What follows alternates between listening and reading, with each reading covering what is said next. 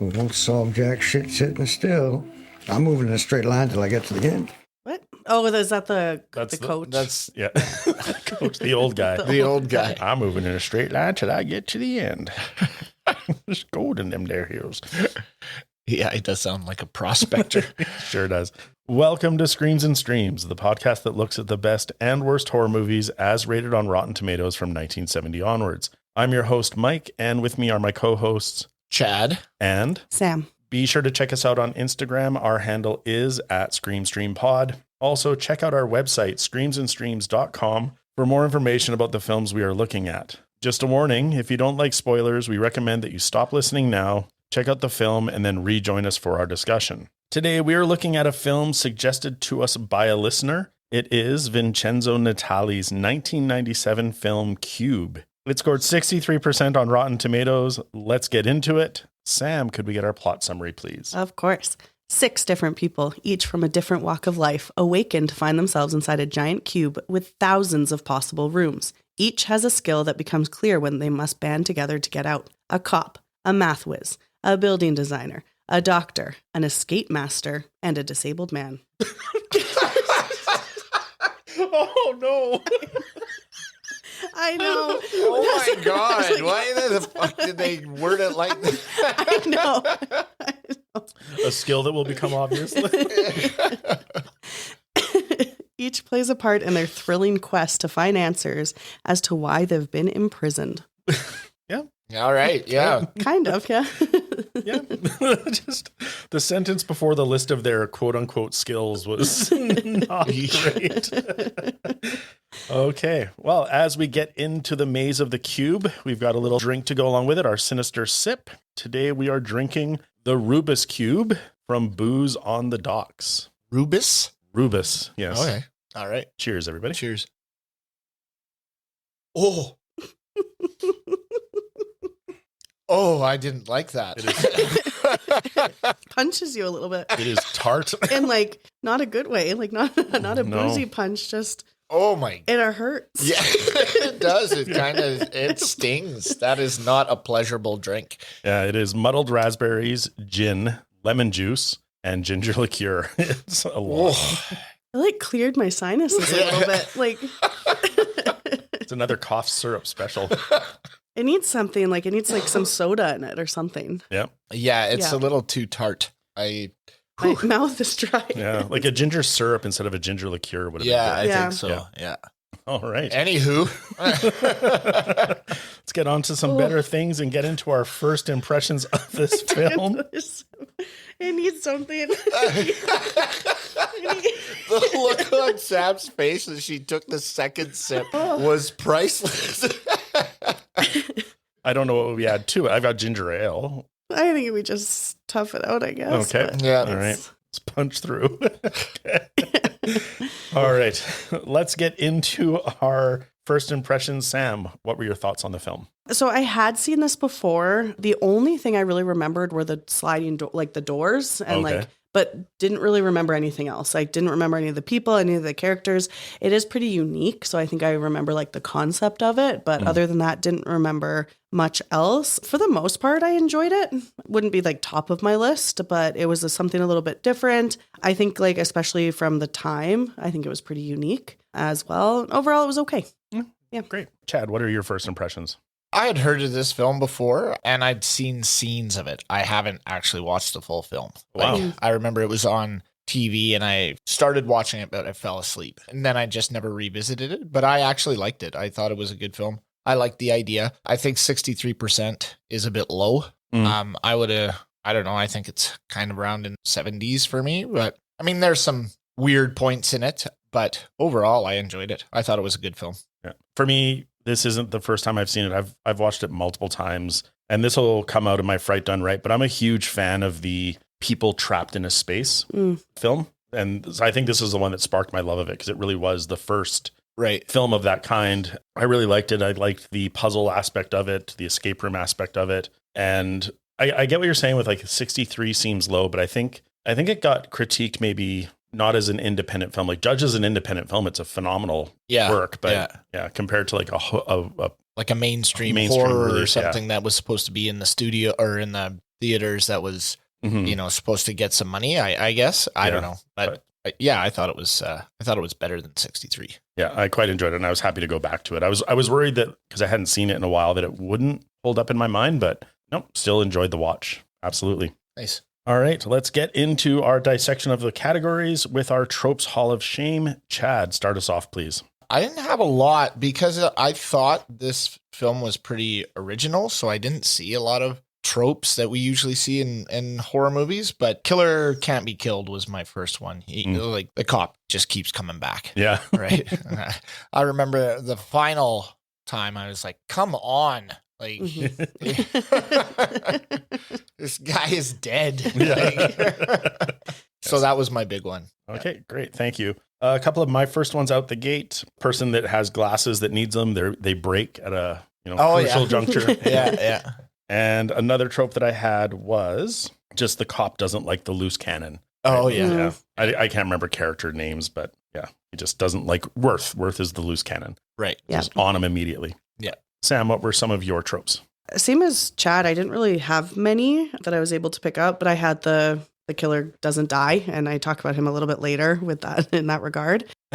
And then my only other one was the unique set of skills. Like, of course, there's a mathematician who can just solve everything. So that was my second. And Sam, that goes with one that I had, which was just like all the stereotypical characters and like they play to their archetypes. Yeah, right. Perfectly. Very well we don't remember their names, but we remember. Well, there's certain set of skills. Hopefully we're a little bit more progressive when we refer to them than the description, but yes. And then my last one is like, all we have left is our humanity. Right? They've taken everything else from us. Oh yeah. Pretty cheeseball. I also had that. I wasn't going to include it in it, but I said just questioning human nature. Should they be a good person? Should they go into the noise sensitive room, or should they leave the guy or not? Like that, morality issue that we see, but I didn't have a good way to word it. All right. Now, what could have prevented this film or made it easier for the characters? Let's get into our don't go back in the house. And I am the only one with something in this category. I just felt like they were just there. They were kidnapped. They didn't make a conscious choice to be in that area. So that I was like, well, how do you stop that? Yeah. Yeah. But go ahead. Prove me wrong. No. There was nothing to prevent the kidnapping and placement. I just put just stay in one room. Forever until they die? Well, until I guess stay in one room. Until they can figure out the system, because eventually the room that gets them out is the room they started in. Oh yeah, I guess right? so. If they just true. They should have stayed and figured out what is that rumbling movement? What is this? Let's look at these numbers. Maybe things are changing. I don't know. Actually, yeah. Yeah. But of course. But I think it's their drive to get out that pushes them forward, right? And so I guess you could just make the decision. And the cop wasn't just going to sit around and make it that easy. That guy had ants in his pants the whole time. Let him go. He should have. For sure. Yeah. And the opening clip we had was, I'm going to go in a straight line until I find the exit. The dramatic irony. All right, let's get into our one-liners. Sam, what were some lines that stood out to you? You fucking fuck. I don't know. Multiple F-bombs is, So that was one of them. And then another was, it was a conversation between Quentin and Worth. Quentin goes, for Christ's sake, Worth, what do you have to live for? Do you have a wife or a girlfriend or something? And Worth goes, nope, but I got a pretty fine collection of pornography. I had that one as well. Oh, did you? Yeah, that's great. It's a good one. Yeah. Chad, what were some lines that stood out to you? I also had holy cats. Holy cats. I had that. And I don't know when this was said, but pierogies. I have it written just down. No context. I just have pierogies. I don't know. I don't know either. I don't know either. So I don't know if that one's in there. I may go back and see if I can find it. It was near the beginning because I was writing a bunch of the stuff that they were saying in the beginning. But boot it as well. when they get to that room, it's just boot it. Yeah. Those were some of mine. Excellent. Thank you. A line that I liked, and I think it's worth talking to Levin, the female. He's like, I know your type. No kids, no man to fuck you. So you go around outraged, sticking your nose up other people's assholes, sniffing their business. Sniffing their business. Sniffing their business in their asshole. Yeah. Huh. And then another one I wrote down, not out of humor or anything like that, but I thought it was delivered really well. And it's like, look around, take a good long look. See, because I got a feeling they're looking at us, right? Yeah. There's observers watching this sort of mouse in the maze. All right. We liked this film, but some of the things didn't stand up for us. So let's go into what doesn't hold up. Sam, do you want to start us off? The body falling apart at the beginning, like it was cool and a shock. Oh, yeah. Especially with the cuts on it. But then it kind of went weird when the ear fell off. I was Right. like, no, Yeah. I don't like that. It was still a great effect. Like they used it in, I think, Resident Evil as well. That, Yeah. like, Oh, yeah. laser blades. Yeah. And then, Yeah. I quite liked it. Right. Well, do you have another one? I didn't like the spinning rooms as they were sleeping. I thought it was really cheesy. Mm. It was like when they cut out and the room kind of spun around. Oh, yeah. I was like, no. The montage of confusion. Yes. Yeah. I hated it. Chad, what doesn't hold up for you? Maurice Dean Wintz acting Quentin, The cop. Yeah. I just thought it was bad. Mhm. And he just plays it so intense all the time. Like there's no downtime, and he's always like, "You just do it."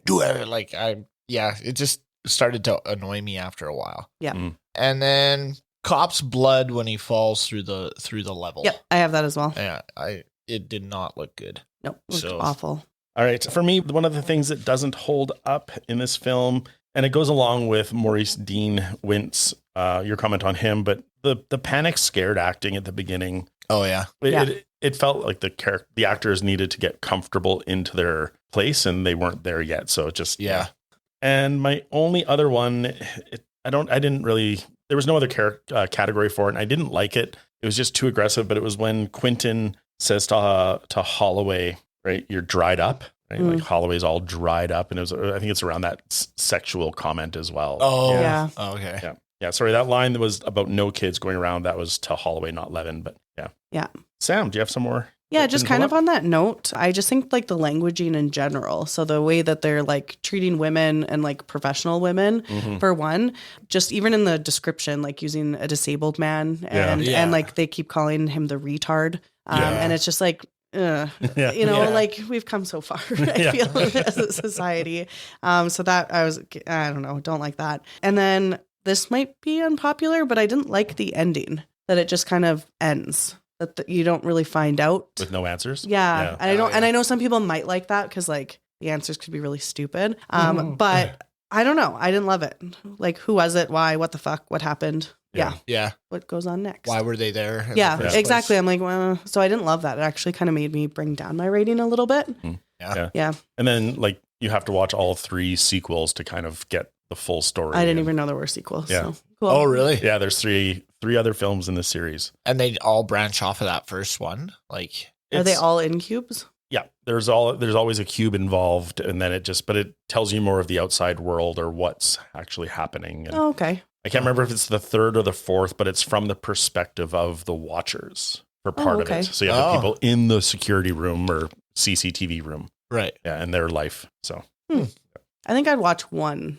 I don't think I could do 3. I was excited for it. Like again, I love these kinds of movies. So I was Yeah. Yeah. yeah. Are they all from the 90s or any more recent? I think I can't remember the last one. It was early 2000s. Okay, mid so we're kind of right 2010s. after. Oh, okay. Yeah. Chad, did you have anything else that doesn't hold up? No, not really. You know, I had some questions like what happens if they lose the boot? Like, Oh, I have a You know, comment it's- on the boot later Okay. too. Yeah. so, but not really. Yeah, his acting was my biggest one. Fair enough. I just could not get by it. But yeah, I agree with you, Sam. The language used in it is, it's dated. Yeah. It's quite a bit. Yeah, quite it's a like bit over. it's like oof. Like Yeah, they throw it out there. Yeah. The hard R. The hard R. You're just like, Yeah. oh man, Oh, this no. is rough. Yeah, every time I was like oof. Yeah. Now we're going to look at the most gratuitous scene in the film. Chad, what was gratuitous for you? The acid death scene, like when he gets his face boiled off, like it was like, ugh. And then there's this like it's bubbling, and it was wild. I thought it was pretty gross. That was a great So, effect. yeah. Mhm. So yeah, that one just gratuitous, just because it was so gross that to that fact. But I didn't have a lot for most gratuitous in this one. I didn't find anything overdone except for the acting. Yeah. I only had the cubed body. I thought it was well done. The blood was good. I wouldn't say it was gratuitous, but it went, the collapse went on for a while. But Right. I liked it. And Sam, nothing over the top or No, overused? I had the acid stood the test of time actually because I thought it was really well done. So Yeah, it's in that category for me too. I just a double dip. yeah. And we're going to skip terrifying or titillating for this film because there wasn't much titillating in it. And do either of you have comments about its terrifying? I don't know if it was terrifying. Like they did a good job building suspense in that silent room. Yeah. When they're trying to get through and you don't know if there's going to be a noise and that kills them. So I thought that was well done, but I wouldn't say I was terrified. I was like, there were moments where it was suspenseful, but I wouldn't say anything was like, oh my God, this is crazy. But Yeah.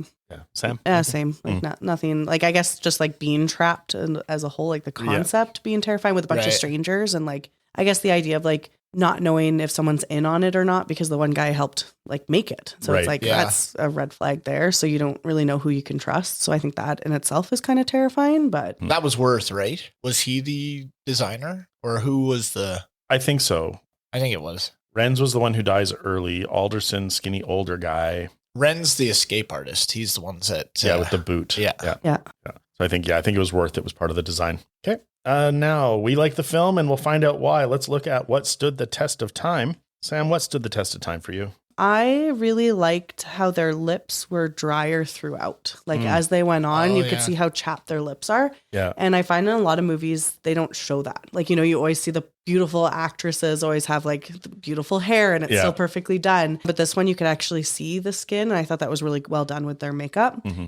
I also liked the POV shots of them looking down the hole. Like I thought those were really cool as well. So those are my first two. All right. Chad, what stood the test of time for you? Well, I had the silent room, like when they go through the silent room, I thought that was really well done. Yeah, I have that as well. I love when they're looking and they're not quite sure. And then Kazan has his vocal twitch. Yeah. Like, and then all those like spikes just like, it was very cool. Yeah. The effects were still like for an older movie were still really well done. I thought I had the acid face. Yeah, me too. That was another one that stood the test of time. And I also, Mike, I did like the first death. I wrote that guy was in Hardcore Logo.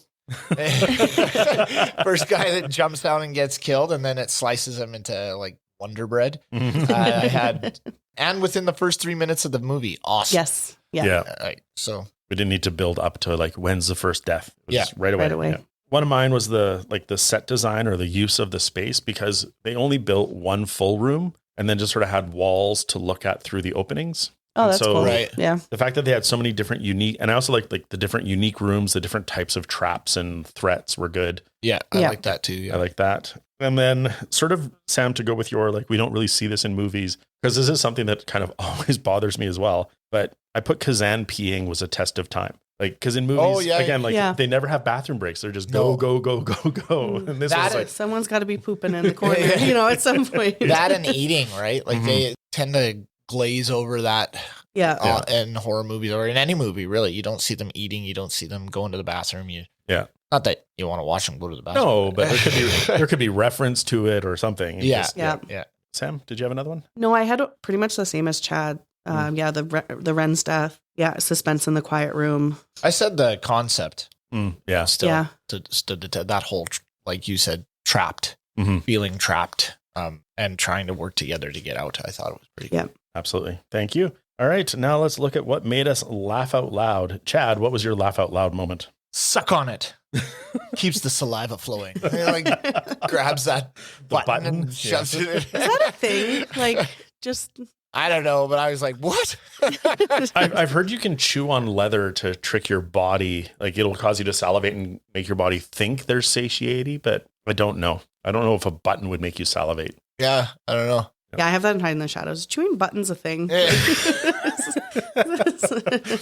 Sounds like a euphemism for being bored. Like, I don't know. I was just home all weekend chewing buttons. Buttons. sucking a button. Trying to keep the saliva flowing. That's what I do. Yeah. No, that was the only. There wasn't really a lot of hearty, laughable moments in this film. But and when she said "holy cats," I was like, Yeah. what the? she's so innocent she can't swear. I know. Yeah. Holy cats! Holy cats! My laugh out loud was when they're looking into the one room and it's like, well, this room should be safe. And Quentin's like, only one way to find out, and then yeets Worth through the opening. Yeah, just hauls him in there. Yeah. Just like, holy shit. Yeah. And Sam, you enjoyed the film, but nothing to laugh at. No, not really. Yeah, poor Worth really takes a shit kicking throughout the whole thing. Eh? Sure does. Yeah. All right. Let's get to our eerie to ear splitting, and I'll start us off. I don't know if it goes throughout the whole film, but at the beginning I started to notice like each room has a different sort of atmospheric sound. Yeah. Like the hums are slightly different, or there's a noticeable change. The red lights and Yeah. the red light room has a hum and Yeah. So I quite like that. Chad, what did you have for eerie to ear splitting? I didn't really have much. I thought the audio for the rooms was really well done.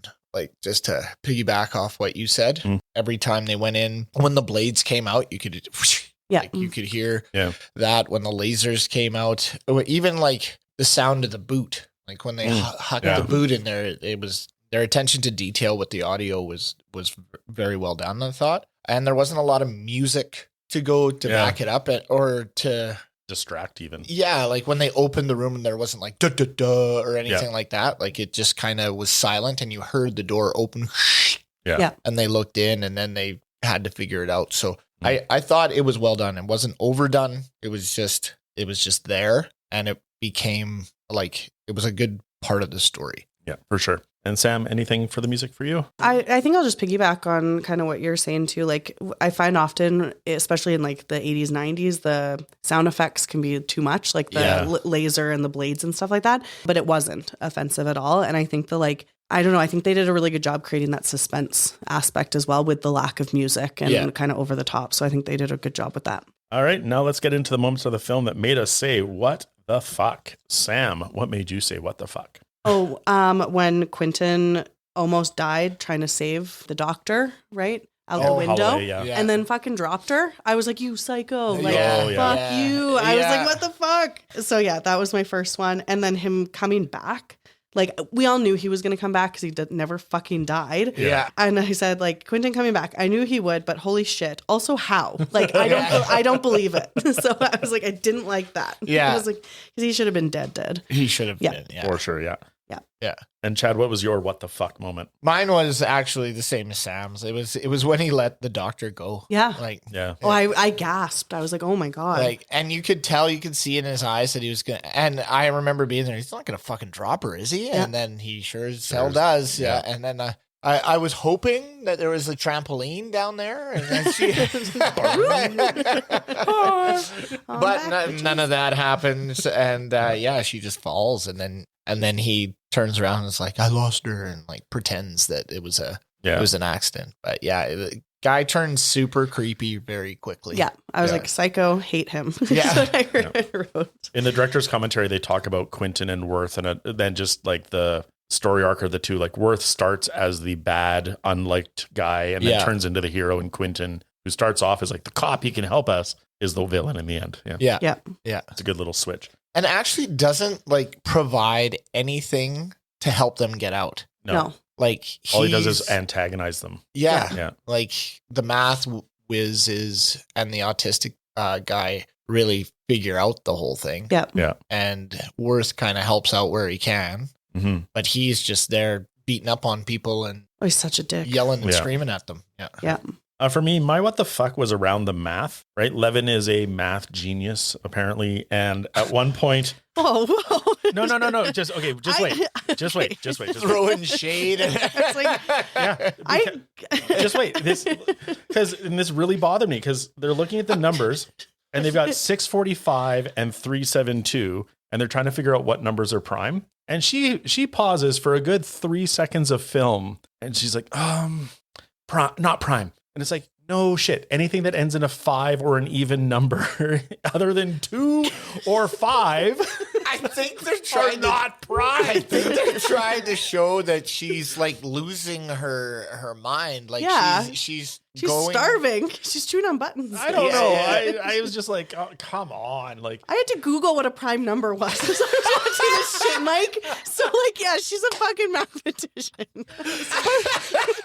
I'm sorry, no. I was like, my comment, that's for hiding in the shadows. I was like, I really don't understand permutations or math. I just Googled what a prime number is. LOL. I watched YouTube videos on what the fuck a factor of a prime is. 'Cause I'm like, this. I'm like, how do 3 numbers add up to 19? That was my other what the fuck. I'm like, 3 sets of 3 digits. She's like, that's 19. I'm like, no, it's not.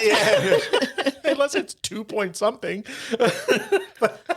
And then you guys both did more work than I did. And I was just like, yeah, I'll take it. Yeah, whatever. Yeah, the math's good. Yeah, she's a wizard. I got it. Yeah. And then I put later, like, she even says to Quentin, like, you weigh like 500 pounds. I'm like, you're not good with numbers if you think that's 500 pounds. So Mike's just not buying the math whiz. Yeah. Well, that was very simple math. Eventually the math gets very hard, and the YouTube videos didn't explain it to me because I was not smart enough to get what they were talking about. So eventually, yes, Kazan is mathematically genius. A genius, but 11. It's a life or death situation. Like, if she gets it wrong, they're dead. Yeah. Fair enough. I would hope she'd take a minute. Yeah. And she's tired. That's what I think. Yeah. I'm willing to give her the benefit of the doubt. Yeah. All right, fine, Mike is fine. not. He's like 5 or 2. I feel like I can explain to a 6-year-old if it ends in 5 or 2, it's not prime. As soon Got as it? and in my fairness, when I Googled it, as soon as I read it, I was like, oh yeah, okay, we're good. Yeah. We're good. Fair enough. I'll leave Levin alone on that and get into our back it up moments. And I was the only one that had one, but it's a scene that's been talked about. It was the silent room. Oh, yeah. Okay. That's my back it up. I thought it was brilliant and very well done. Mm. Yeah.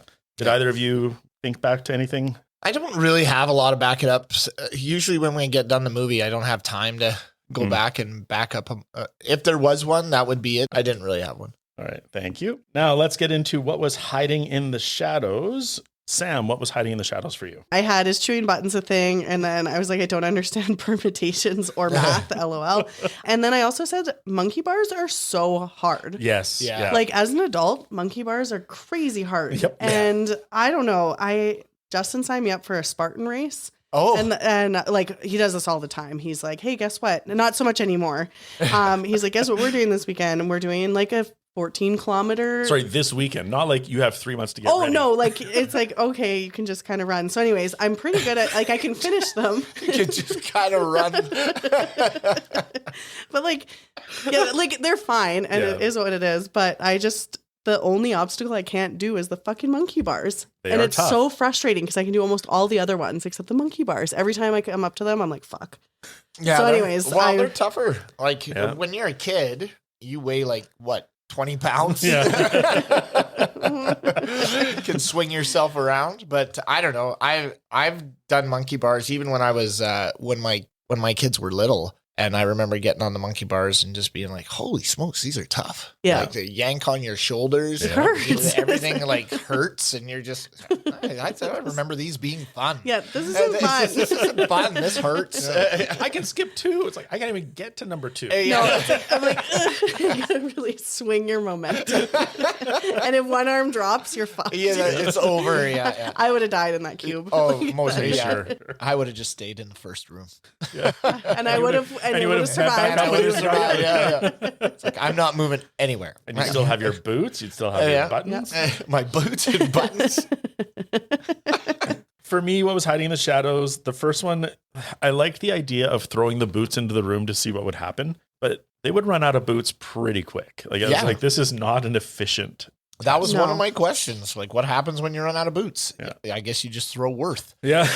There we go. That's exactly what they did. Yeah. And then the other one I had was when they were doing the math and they had the button. These buttons were amazing because it's a steel, it's a metal or a steel door, and they're scratching the numbers into the metal. It's like, how soft is the metal or how hard are those buttons? When I saw her doing that, I could have put that into that doesn't hold up because the amount of math that was on that little square, Yeah.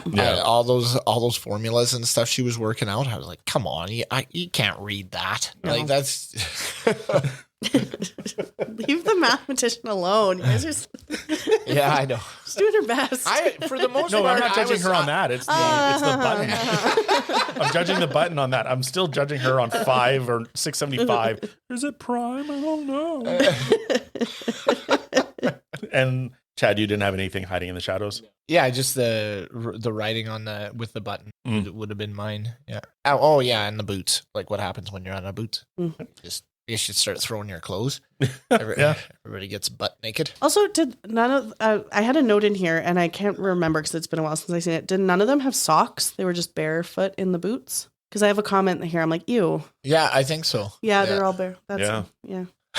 Ugh. Ew. I don't like that. Barefoot and boots. Ugh.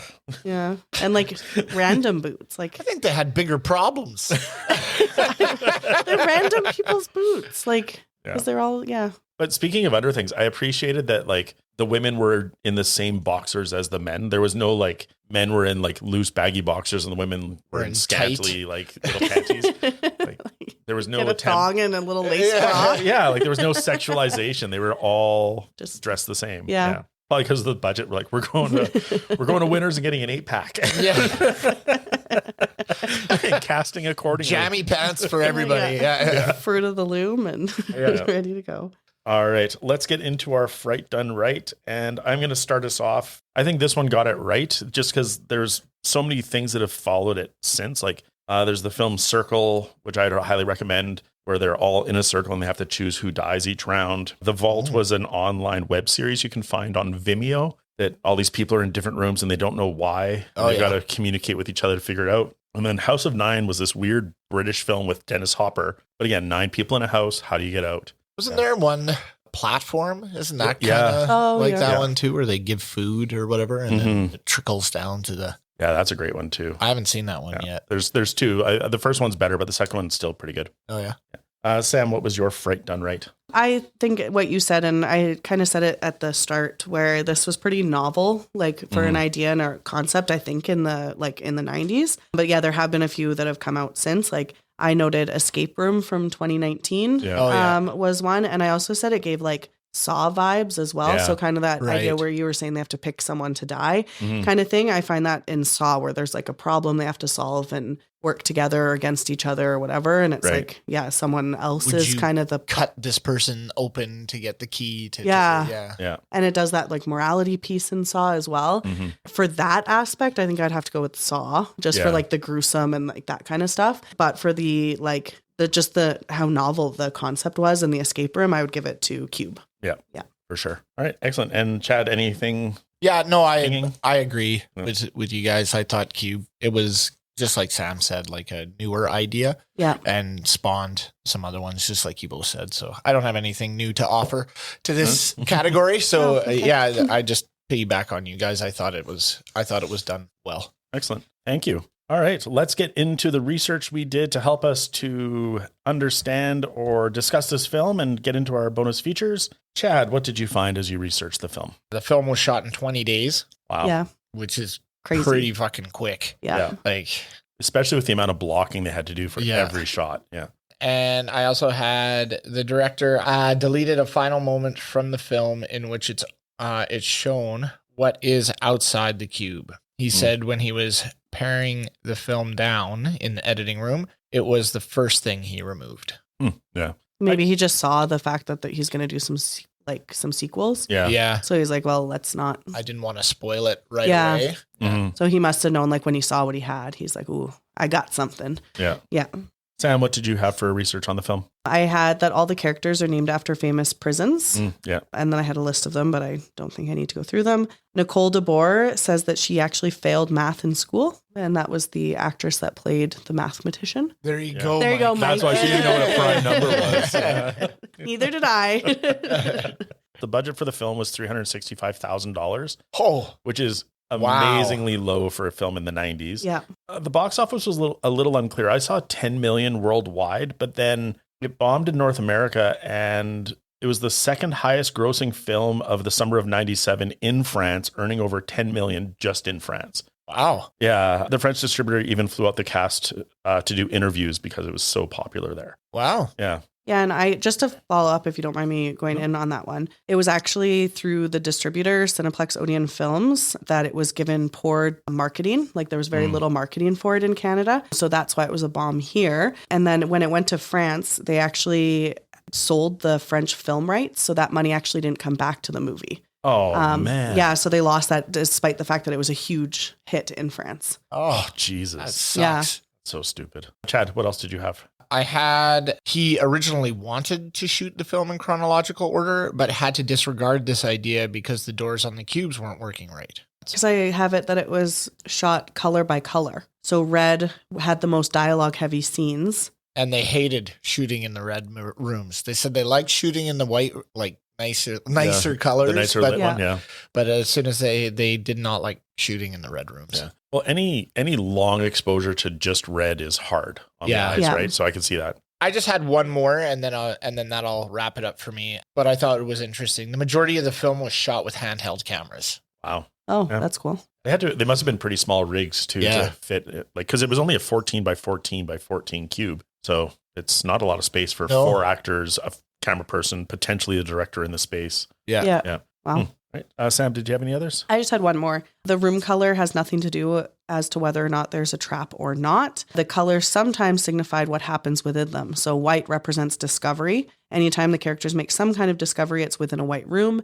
Red representing death or distress. And oftentimes those are the rooms where the actors will fight and have a conflict, or in the red ones. Cool. But then the majority of them are red, I think, is the dialogue. So it just makes Yeah. sense. Yeah. That's where it would happen. Yeah. I had that the effects studio for the film worked for free just as a way to promote the Toronto film industry. So, Oh, wow. yeah, that's why the budget was able to stay so low, was, they didn't have to pay for any of the effects.